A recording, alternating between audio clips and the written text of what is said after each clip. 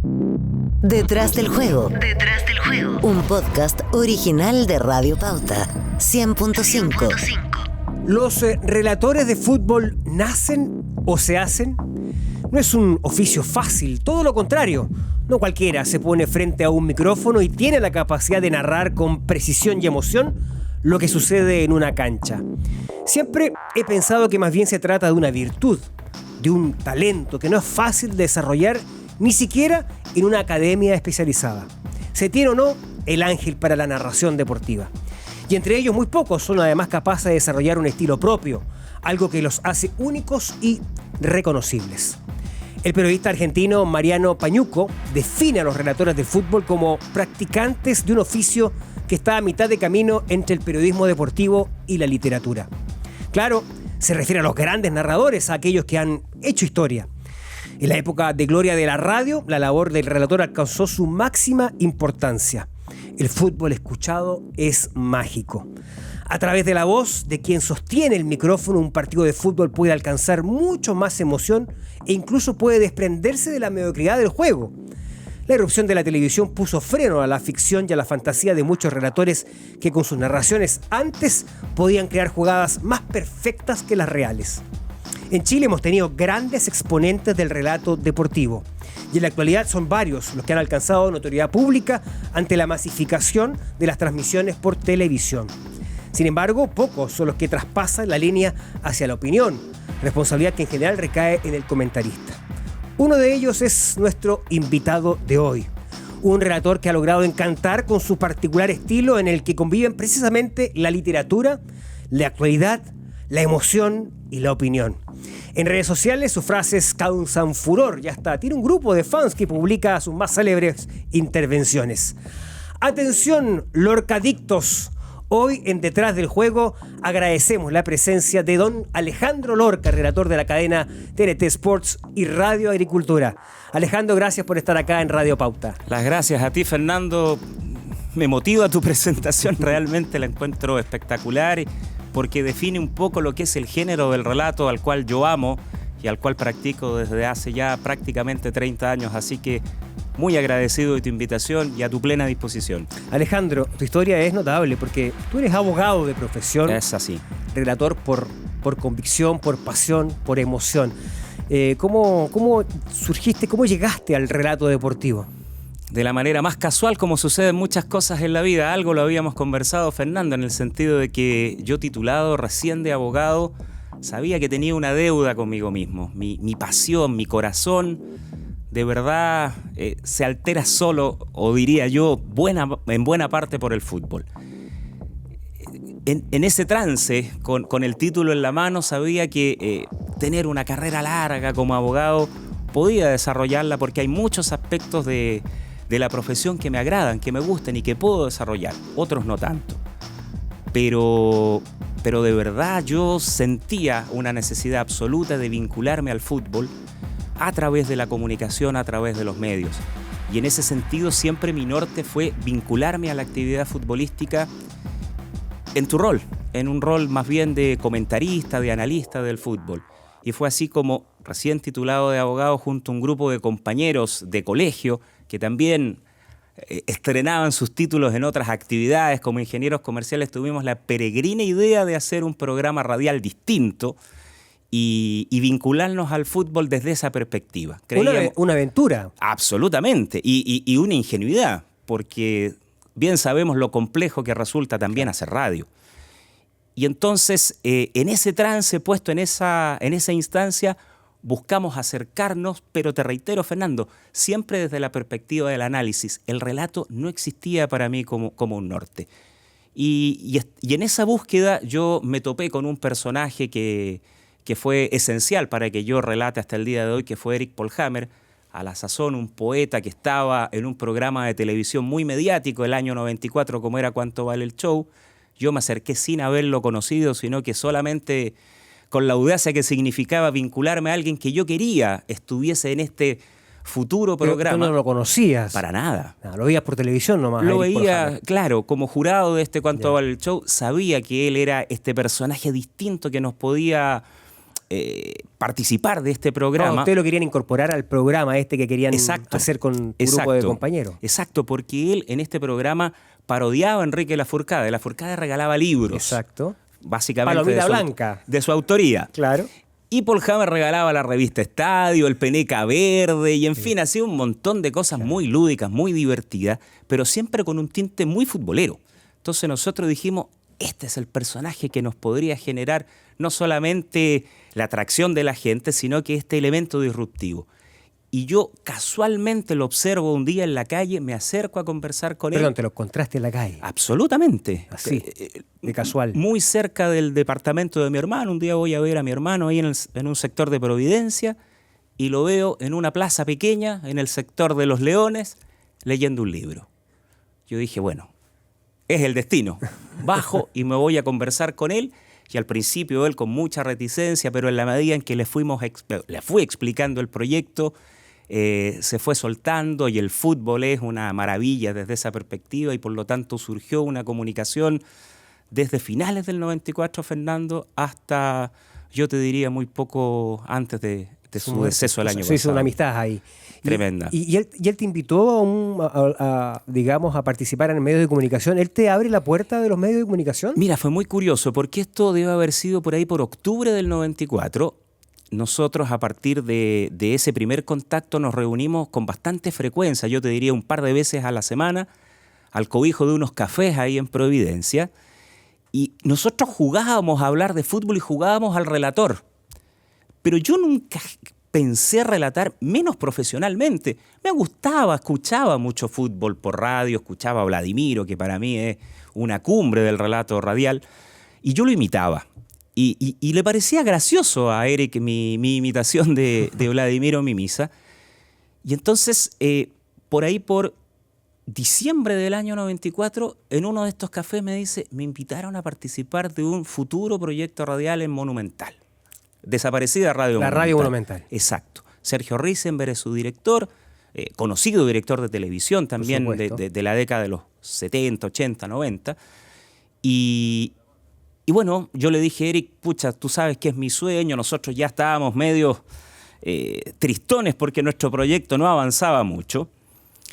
Y Eric me dice, mira, yo voy a hablar con Sergio Risenberg porque yo creo que tú sabes harto de fútbol, te noto con mucho interés, le pones mucha pasión. Así que, bueno, le dije yo, acepto esta opción, esta posibilidad. Y me llama un par de días después y me dice, mira, Alejandro, ninguna opción como comentarista porque él va a hacer un programa conmigo, con Susana Palomino, con Mariano Puyol, Mauricio Israel estaba también, en fin. Pero andan buscando relatores. Ah, qué bueno, le dije yo, que encuentren. Pero tú, me dice Eric. Pero, Eric, yo no he relatado en mi vida. ¿Cómo que no? Si en el café relata. Pero estamos jugando, Eric, estamos haciendo una especie de chunga aquí de un partido de otro. Entonces Eric, con su lógica, me dice, bueno, ¿y qué pierdes?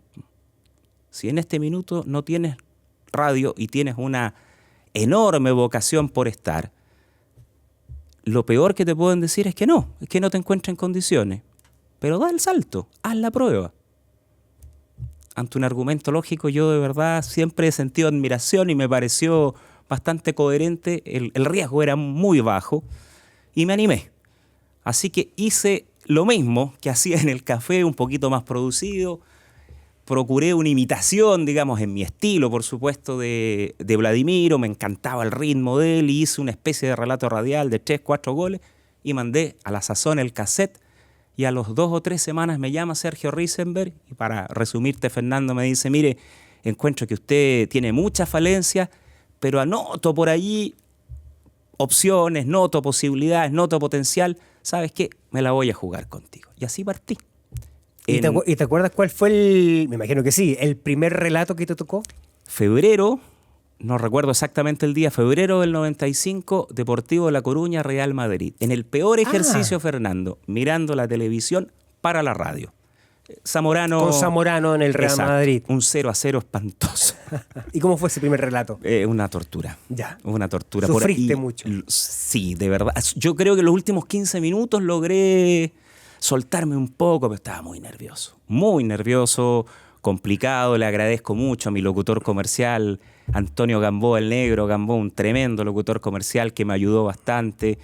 Y fíjate que después en algún cambio de casa encontré el cassette, lo escuché y no pude más que oírlo 5 o 7 minutos porque lo encontré muy malo, muy malo. ¿Ah, sí? Yo de verdad admiro no sé si la buena voluntad o la paciencia de don Sergio, porque yo no hubiese adivinado que existía algún potencial en mí en ese momento. Y bueno, ya han pasado los años, Alejandro, y finalmente te has consolidado en el relato deportivo. ¿Cómo convives con tu profesión, con el derecho, con la abogacía? Bien, fíjate que bueno, en ¿Es más importante todavía la abogacía para ti o ya lo del relato es tu función principal? Sí, es mi función principal, sí. ¿El relato? Sí.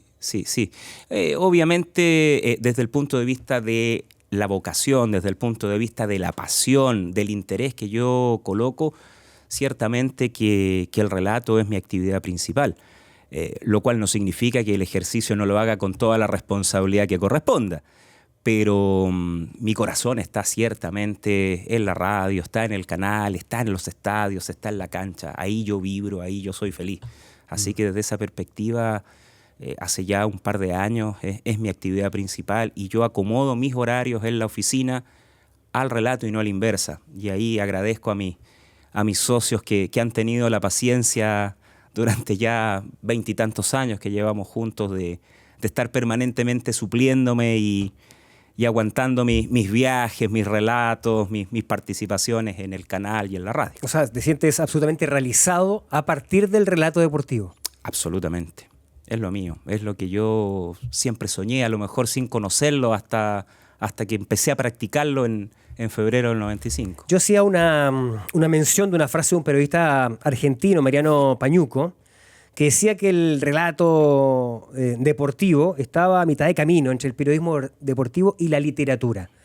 ¿Tú coincides con esta frase? Te lo pregunto porque una de tus grandes características como relator en nuestro país, Alejandro, es tu maravilloso, diría yo, manejo del vocabulario. Creo que marcas una diferencia con eso. Muchas gracias. Y con referencias permanentes a poetas, sí, y a trozos de diferentes, no sé, relatos o textos de la literatura. Mira, yo no sé, no sabría decirte si estoy plenamente de acuerdo con lo que afirma el periodista, pero sí tengo un claro concepto que extraje de alguna cita de Víctor Hugo Morales, quizás el más grande narrador futbolero radial, ¿no es cierto?, de Argentina y quizás del continente, en el sentido de que describía el relato, sobre todo el relato radial, porque creo que hay matices con el relato televisivo, Fernando, y decía que el relato es una gran artesanía. Creía que era presuntuoso definirlo como un arte, pero sí como una muy buena artesanía. Y desde esa perspectiva él decía que la búsqueda y la obtención del sello era primordial en un relator. Y que desde esa perspectiva todos los estilos son bienvenidos en la medida en que sean bien desarrollados. Yo en lo personal, y allí sí concuerdo con el periodista, a mí me encanta la literatura. Yo estudié incluso un semestre de literatura, casi como hobby en la universidad. Y tengo un gusto por leer permanente. Yo leo 40, 45 libros al año, como algo que de verdad a mí lo siento como una necesidad vital. Siempre me vas a ver con un libro permanentemente en el brazo. Y frente a eso es muy fácil de algún modo ir descubriendo, ir adentrándote en la maravilla que es la literatura. Y sobre todo ahora, Fernando, que hay muchos autores de enorme capacidad, de enorme raza, estirpe, que han hecho del fútbol también algo muy especial. Fontana Rosa, Sacheri, en Chile Rivera Letelier, en Brasil Rubén Fonseca, autores extranjeros también de nivel europeo importante. Hay muchos españoles, incluso premios Nobel, como Camilo José Cela, también ha escrito sobre fútbol. Y yo voy de algún modo tomando por aquí, tomando por allá, adaptando y nutriéndome de expresiones que a mí me parecen notables, porque creo que de algún modo también le vas regalando ciertas gotitas de cultura para que la gente diga, oye, qué bonito eso, qué entretenido, qué interesante eso. Mira, es un poema del gran Gonzalo Rojas, por ejemplo, que hace muy poquito lo cité con ocasión de un gol de Iquique ante la U. Y yo creo que ese tipo de cosas no solamente a mí me generan mucha satisfacción en lo personal, las siento muy de adentro, sino que creo que también son pequeñas capsulitas, pequeñas gotitas de aporte para la gente. De cultura, Sin precisamente, porque genera esa inquietud, esta frase a quien pertenece, siempre citas. ¿Cómo lo haces para que esa frase quede perfecta con la jugada, con la acción que estás relatando? Bueno, ahí está, yo creo, la habilidad que yo pudiera desplegar en este sentido, sobre todo, Fernando, cuando las frases son de contingencia.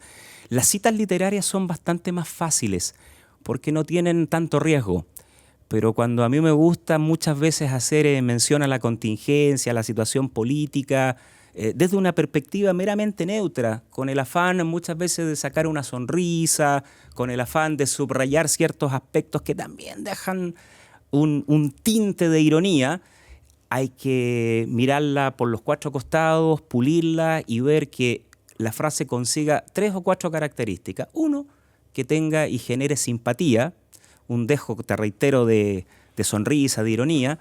Por otra parte, que sea neutra, que no haya una inclinación hacia ningún sector político cuando ésta tiene, por ejemplo, un tinte de esa característica.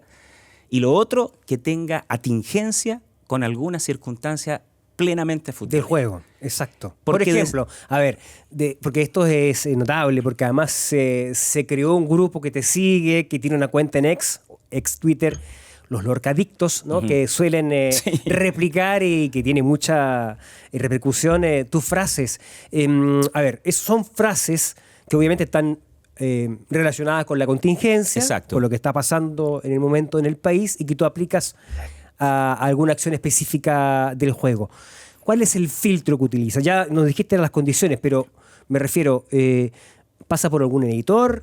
¿Se lo consultas al encargado de la transmisión para que no haya ningún tipo de controversia? Porque te puede comprometer en algo. Exacto. No, Fernando, te soy bien sincero. De verdad, yo no las converso con los editores del canal. Ellos saben que yo habitualmente, de tanto en tanto, lanzo alguna de estas frases. Sé que sufren un poco cuando esta es lanzada al aire, pero en general es un recurso que yo vengo utilizando, creo casi desde mis comienzos, que ahora se ha de algún modo exacerbado o enfatizado a partir de este grupo, a partir de las redes sociales en general, no significa que antes no lo haya hecho. El filtro para mí muy importante es obviamente un filtro, si tú quieres, de orden jurídico, que no haya agravio, que no haya menosprecio, que no haya injuria, que no haya ofensa de ninguna naturaleza y que sea un hecho objetivo, indubitable, incontrovertible. Perfecto, para que no se produzca ningún reclamo, pero se entiende, ¿no? Y ¿alguna frase te provocó algún problema, algún reclamo personal? No. Frase no. Curiosamente, el problema que yo tuve fue por una opinión, pero no por una frase ya voy a ir lanzada a eso, en un relato. porque es muy importante, pero en relación con la frase, ¿no? ¿Nunca tuviste ningún problema? No, a lo mejor alguna vez uno de los editores me dijo que a él le parecía inapropiada, pero en línea general no trascendió, no hubo ninguna dificultad, nunca he sabido que hayan llamado al canal diciendo, oye, no nos parece lo que dijo Alejandro, o yo haya recibido. ¿Se puede decir cuál fue esa frase que te cuestionaron un poquito? La del alcalde Carter. ¿Cómo era? Se estira como la cara del alcalde Carter. Incuestionable, digamos. Claro, en una tajada, ¿no es cierto? Claro, y esa en general, por ejemplo, esa es una frase que yo digo es una frase base. Porque tú sabes que el origen de esa frase era se estira como el presupuesto de la humilde pobladora de la patria. Pero a fuerza de repetirla, yo dije, bueno, esta de se estira, no puede tener otras expresiones. Se estira como crédito hipotecario, también la dije, ¿te fijas? Sí, claro. O como deudor hipotecario. Tal cual. Claro, y la del alcalde Carter surge a partir de algunas fotos que vi del alcalde, en fin. Y que había sido tema en ese momento. Y que había sido tema en ese momento. Y tú lo aplicaste claro. a una acción. Es una frase, obviamente está la ironía, que genera sin duda, una risa del público. Yo creo que en general la gente lo agradece.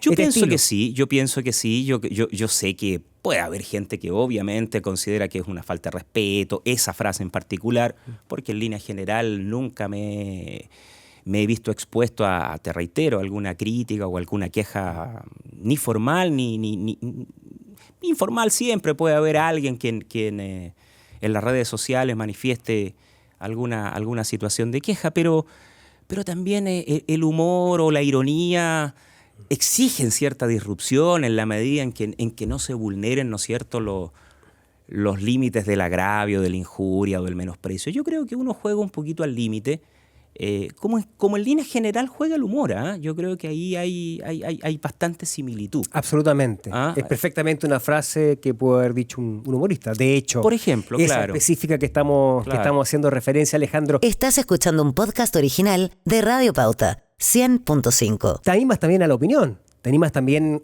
a partir de alguna frase en medio del relato de tirar una opinión. Sí. Eso te lo permiten con absoluta libertad en el canal TNT, en este caso, que es el canal que tiene los derechos, considerando además que los dueños del canal o que le entregan la concesión, en este caso a la empresa, son los clubes, digamos. Exacto. Pero mira, yo creo que la opinión, nosotros en general, todos en el canal, podemos expresarla. Yo nunca me he sentido censurado ni en el antiguo CDF ni en el actual TNT. Jamás. Para ser absolutamente claro y meridiano. Y creo que ninguno de mis compañeros, no solamente relatores, sino también comentaristas, que obviamente están muchísimo más expuestos a la crítica y a la queja en función de la labor que les es propia, yo siento que, yo tengo la libertad de decirlo porque me parece que el relator no solamente está confinado a su labor de describir, identificar a los jugadores. Yo creo que ciertamente es nuestra función básica, celular, pero en algún instante podemos claramente opinar. Podemos opinar de la contingencia. Nosotros también en el canal no solamente somos relatores, somos los conductores de una transmisión. Y en esa función yo muchas veces me veo obligado a emitir una opinión, porque tengo que interactuar con mi comentarista. Y porque si bien es cierto que yo muchas veces le doy el pase y bandejeo al comentarista, no tengo por qué sentirme privado de la opción de decir, mira, a mí me parece correcto lo que tú dices, o discrepo en esto, o sencillamente no concuerdo en nada.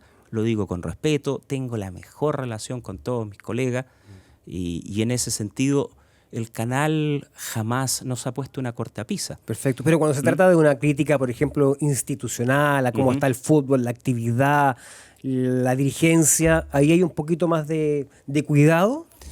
Mira, yo creo que el cuidado que todos tenemos que tener, Fernando, que incluso tienes que tener tú, que te dedicas profesionalmente de algún modo a la opinión, yo creo que los límites están muy claramente marcados, que son la injuria, la calumnia, ¿no es cierto? Claro.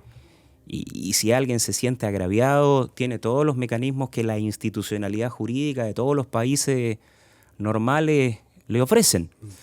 En caso contrario, podemos discutir si yo creo que el diálogo enriquece, y yo creo que la controversia también enriquece en la medida que sea dicha con convicción y dicha con respeto. Yo, si hay algo que procuro siempre, Fernando, es ser muy ponderado, muy medido, muy firme también en muchas opiniones, pero siempre caminando por la ribera del respeto, por el sendero de la calma y de la tranquilidad.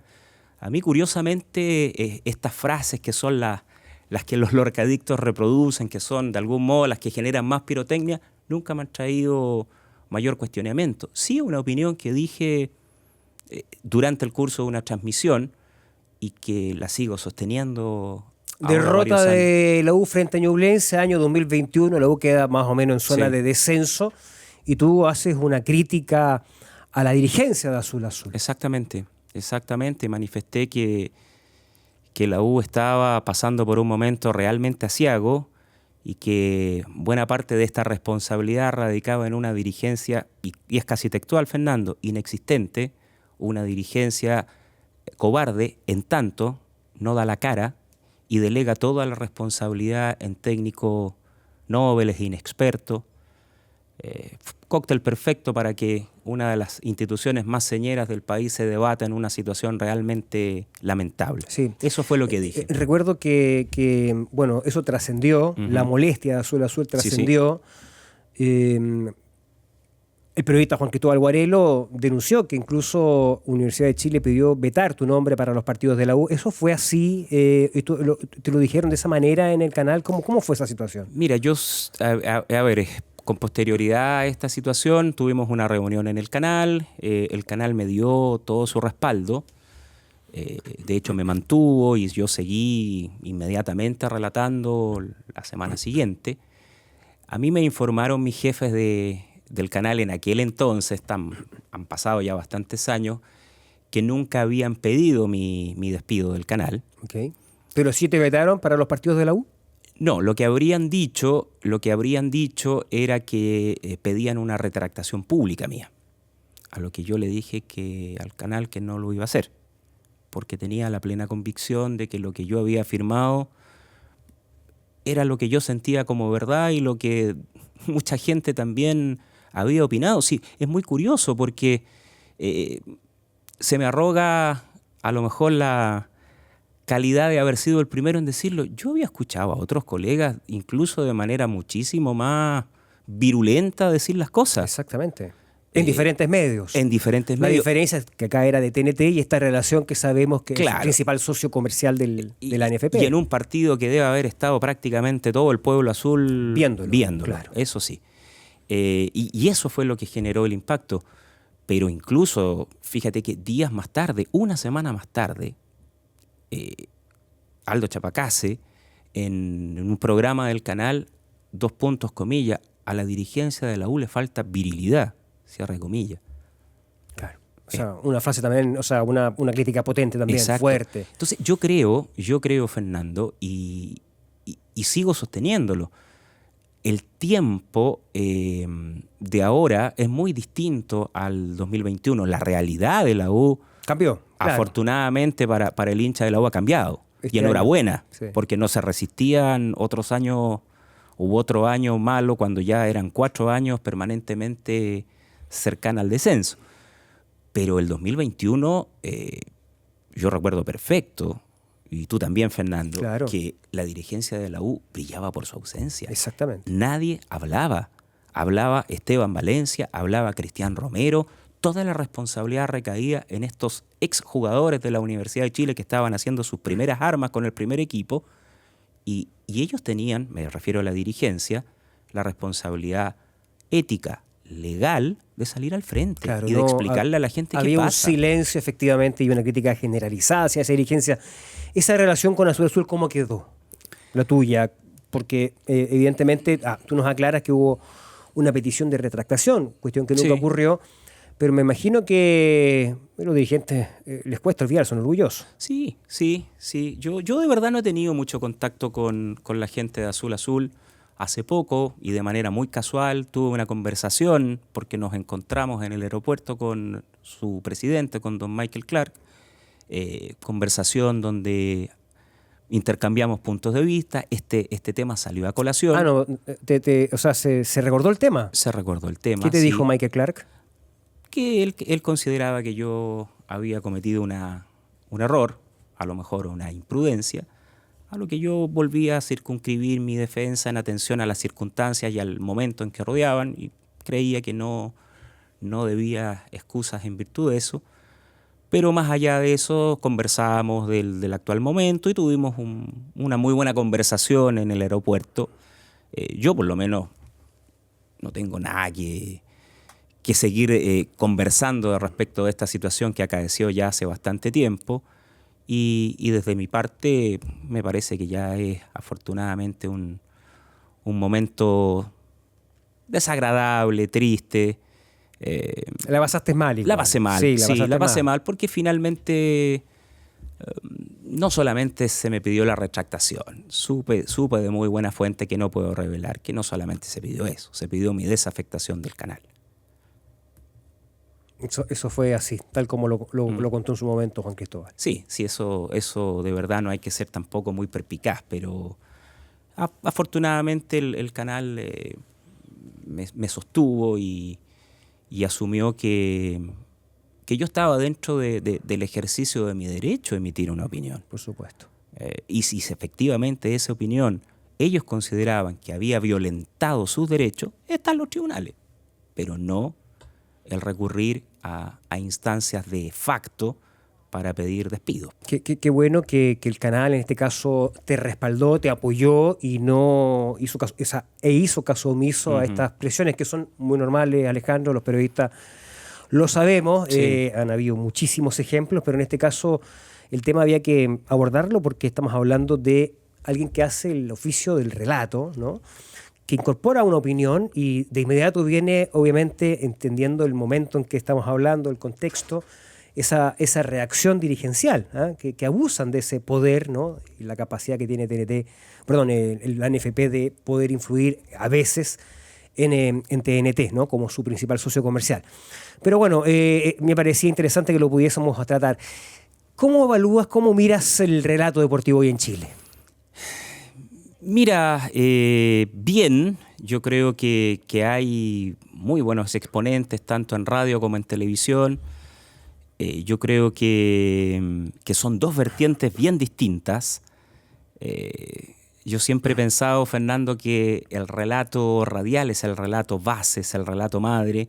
Para mí, antes de hacer televisión hay que hacer radio, necesariamente. Hay que pasar por la radio. Hay que pasar por la radio. Y no es pasar como una golondrina que hace verano, no. Para mí pasar por la radio es estar 3, 4, 5, 10 años en radio y luego dar el salto a medios más masivos y a medios que te exigen una técnica distinta, como es el relato televisivo. No me gusta, y en eso soy crítico, que se aprenda en el camino. No me gusta porque siento que el oficio del relato es muy respetado. Así como el periodista tiene una formación universitaria, esta artesanía del relato, si bien no se enseña, me parece que hay que cultivarla, que hay que desarrollarla, que hay que aprenderla, que hay que sentirla, que hay que ejercitarla. Y creo que hay que hacerlo en la medida en que corresponda, hay que ir creciendo gradualmente. No me gusta este saltarse etapa. Cuando uno aprende a manejar, no lo hace en un auto de alto costo, sino que lo hace en un pequeño city-car. Claro. Y siento lo mismo en el relato, siento lo mismo. Creo que hay que ir, te reitero, generando para el público un relato sólido para llegar finalmente a tener un relator con un sello propio, que puede ser masivo o no masivo, pero que tú dices, ojo, este es un muy buen relator, más allá de que sea masivo desde el gusto público. ¿Y quiénes son tus referentes en el relato? Mira, mis referentes... Vladimiro Mimisa. Parto por el relato radial. Vladimiro Mimisa, realmente para mí, yo nunca he escuchado a alguien relatar en radio mejor que Vladimiro Mimisa. A mí me maravilló Vladimiro Mimisa durante muchos años. Creo que ha sido, para mí, el mejor. Simplemente el mejor. A ti que te gusta la poesía, la literatura, el relato, o sea, creo que el mejor relato de Vladimiro ni siquiera es un gol. A mi juicio, lo que yo también trabajé con él en Radio Chilena. Son sus discursos. El discurso cuando le habla a la Copa Libertadores de América, claro, en el entretiempo, la final de Colo-Colo Olimpia en 91, es realmente maravilloso. Maravilloso. No, Mimisa por sobre todas las cosas. En televisión, Pedro Carcuro.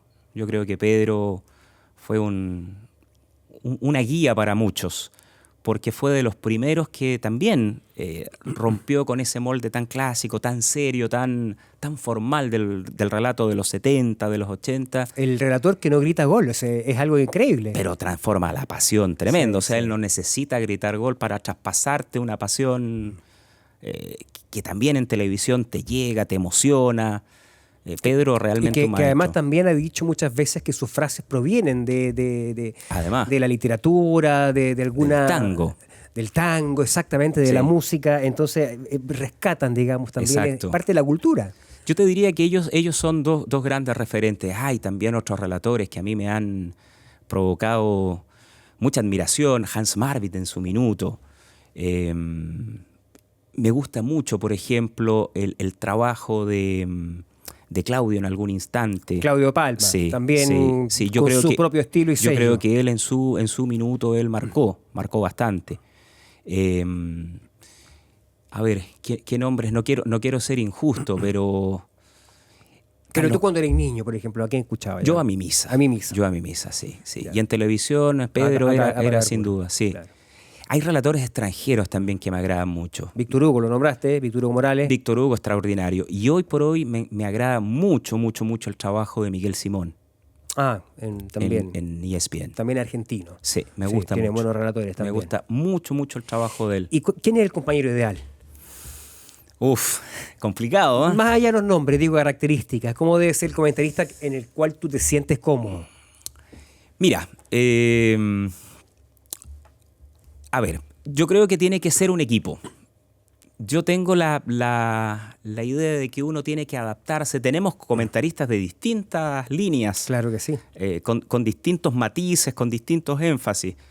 Hay, por ejemplo, en el canal los comentaristas que son periodistas, ingeniosos, agudos, tipos con la ironía a flor de piel, como Aldo, por ejemplo. El Vichy, que es un buen mix entre ese tipo de analista, y cuando Vichy se centra en la cancha también ve cosas que uno no advierte en función de su enorme conocimiento del fútbol. Y están estos comentaristas que son tácticamente perfectos, diría yo, desde el punto de vista de su análisis, como Cristian Basaure, como Leo Burgueño. Yo te diría que con matices, con uno, con otro, yo me llevo bien, yo no tengo dificultades para adaptarme con uno, con otro, sé cuáles son sus potencialidades y procuro resaltarlas en la medida en que les toca hacer este dúo conmigo. Sí, soy bien honesto, me toca menos con Aldo, menos con Vichy, por un tema de pautas que con Leo, que con Juvenal, claro, que con Cristian. Y desde esa perspectiva se genera una relación que también en lo humano es muchísimo más permanente. Con Aldo, te reitero, he tenido transmisiones muy gratas, incluso transmisiones históricas para el canal. Nos tocó hacer el inicio de Copa Chile en Juan Fernández, tuvimos que ir en barco allá, claro que sí, convivimos con Aldo y tengo la mejor de las impresiones de Aldo, un tipo simpatiquísimo. Pero con Aldo me tocan 3 o 4 partidos al año. No tienes mucho rodaje de esa dupla. Exacto. Me imagino que el sueño sería poder relatar un campeonato del mundo a la selección chilena. Uf, claro. No sé, imagino, no sé. Sí, no, sí. Ciertamente, Fernando, es estar presente en hitos, es marcar, ¿no es cierto?, con tu voz, con tu manera de ver y de sentir el fútbol, la memoria de aquel que está mirándote. Yo siempre que relato, cualquiera sea el equipo que me toca, yo digo, bueno, ¿qué le voy a regalar hoy día al hincha de O'Higgins y de Ñublense que me tocó el sábado? O al hincha de Audax Italiano y de Huachipato, partido que me tocó ayer con Fran. Exacto. Y procuro decir, a ver, ¿qué le gustaría en esta circunstancia, en este partido, al hincha de Huachipato escuchar? O de qué manera le puedo hacer un cariñito al sufrido hincha de Audax Italiano. Y me pongo en el pellejo de ello, porque finalmente siento que el relato es de algún modo el reconocer, más allá de las cosas técnicas, de identificar los jugadores, pero el reconocer el esfuerzo de estos 22 gladiadores, ¿no es cierto? Y de regalarle a aquellos que están semana a semana, partido a partido, en el estadio, con la radio pegada a la oreja o mirando en una pantalla la suerte de su equipo, algo que tú digas, pucha, eso también lo hubiera dicho yo como hincha del Audax, como hincha de Huachipato.